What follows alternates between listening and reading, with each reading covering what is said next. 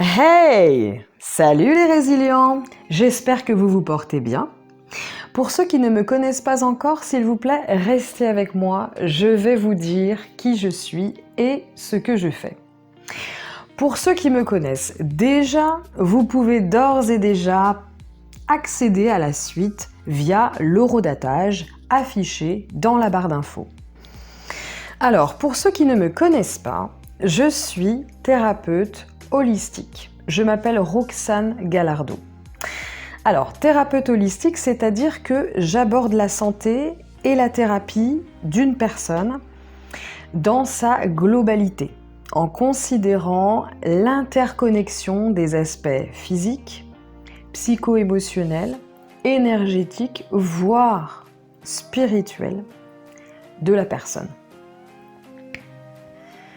Je ne me concentre pas uniquement sur les symptômes physiques ou sur les pathologies psycho-émotionnelles pour aider mes patients. Je cherche à comprendre les causes profondes des déséquilibres et de ce qui peut harmoniser, régénérer, guérir, faire grandir mes patients. Je les aide à trouver leur équilibre, respectueux de leur personnalité, trouver leur essence, activer leur propre capacité de guérison. Je les aide à mieux se connaître, à atteindre leurs objectifs de vie, à lever les blocages et à embrasser entièrement qui ils sont. Alors, il s'agit concrètement d'enquêter, c'est ça. D'abord, mon travail de thérapeute, c'est d'abord d'enquêter avec la collaboration active et engagée du patient et d'agir sur les corps, alors physiques, par des recommandations en alimentation, exercice physique, sommeil, environnement, sur le corps émotionnel, donc gestion des émotions, du stress, déceler s'il y a des émotions refoulées, les traumatismes, le corps aussi mental, donc tout ce qui concerne les pensées, les croyances, les schémas mentaux et répétitifs.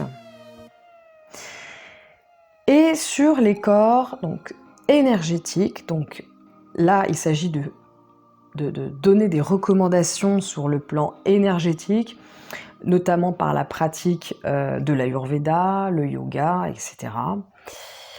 Et spirituel, donc pour aider la personne éventuellement à faire le tri entre toutes sortes de choses qu'elle juge, spirituelles ou non, afin que la personne s'approprie vraiment non pas une religion qui va inculquer à la personne ce qu'elle doit faire, ce qu'elle ne doit pas faire, mais plutôt une spiritualité dans le sens de connaissance de soi et de liberté d'être, en fait.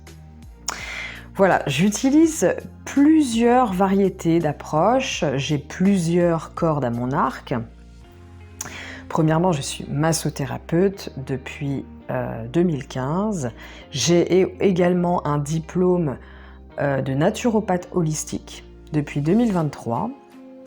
Depuis, je dirais, 2018, je pratique la tarothérapie. Donc c'est un mélange de l'art d'utiliser et d'interpréter les tarots, les oracles et de la psychologie conventionnelle. J'utilise toujours pour enquêter, parce que la tarothérapie, c'est un travail d'enquête. Toujours pour enquêter, j'utilise aussi un pendule. Je fais de la radiesthésie. Donc j'utilise un pendule avec des planches de radiesthésie pour trouver des informations. Ça évite l'errage médical, par exemple.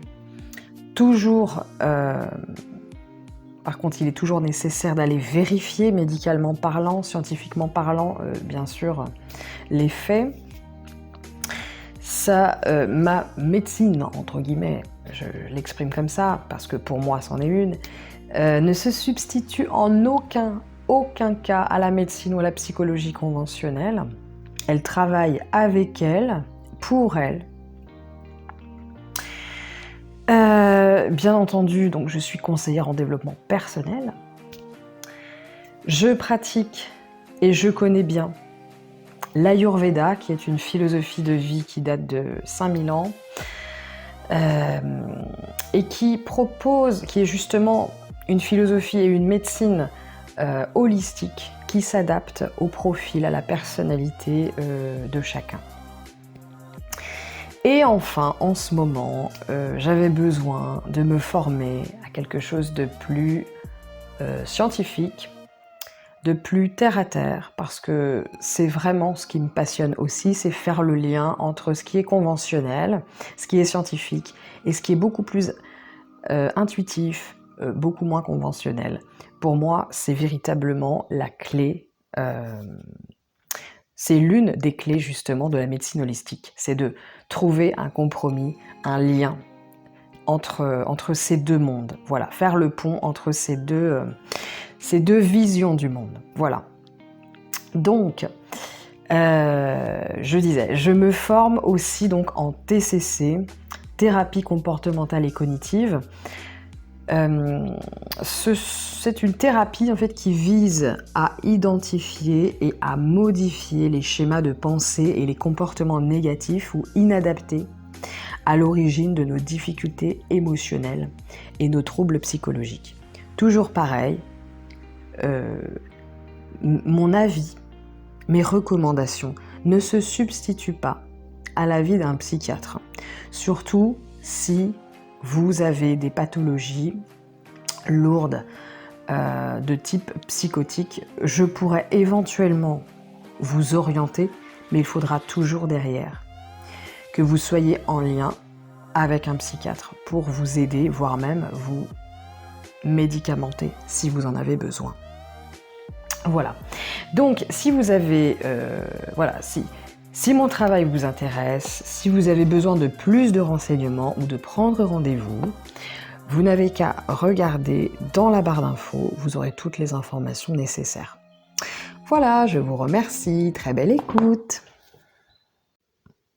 Salut les résilients et les résilientes. Aujourd'hui, dans ce podcast, je vous explique brièvement ce qu'est l'Ayurveda et en quoi ça peut vraiment être intéressant de l'intégrer dans son quotidien.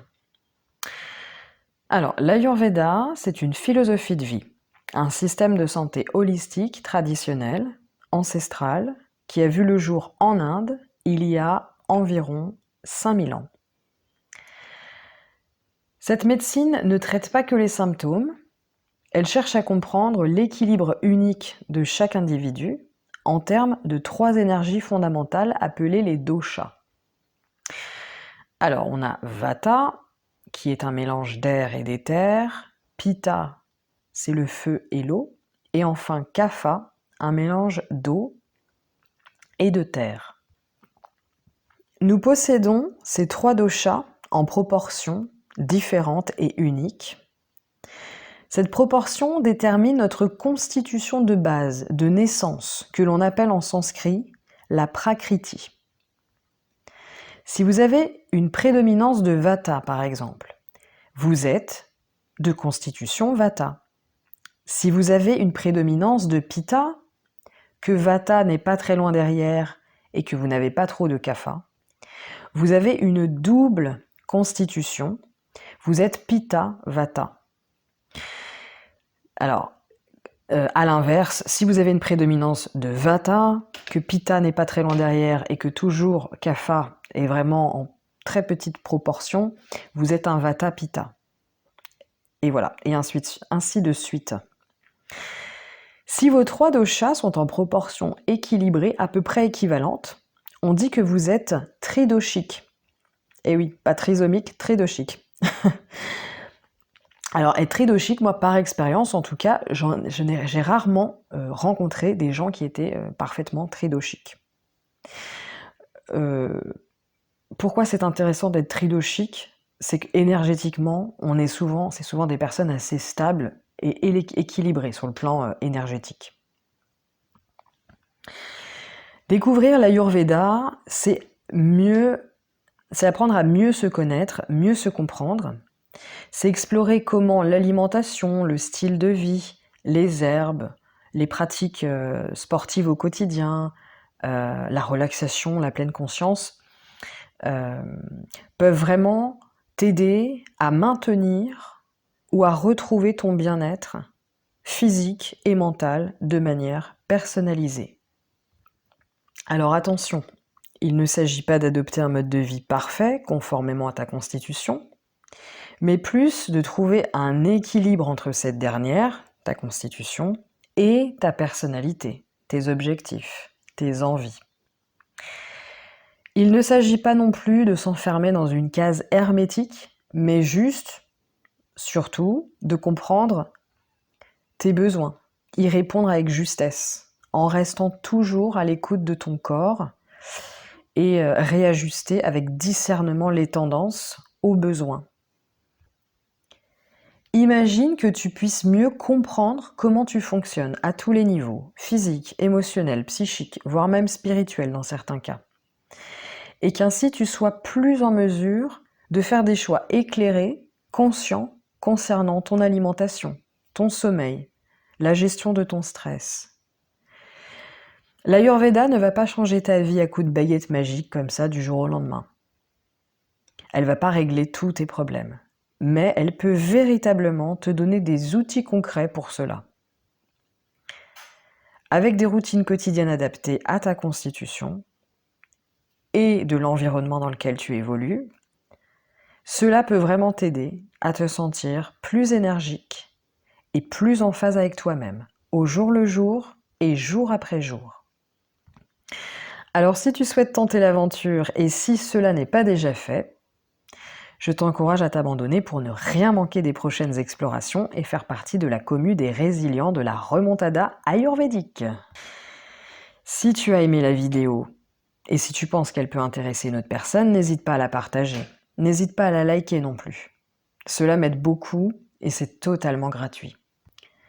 Spoiler alerte, un prochain podcast, vidéo, pour déterminer donc ta constitution et des liens pour accéder à ton livret personnalisé associé sont en cours de création. Tu les trouveras prochainement au fur et à mesure, dans un délai plus ou moins long, sous cette vidéo, ainsi que les suivantes en temps voulu. À très bientôt, chères résilientes et résilients.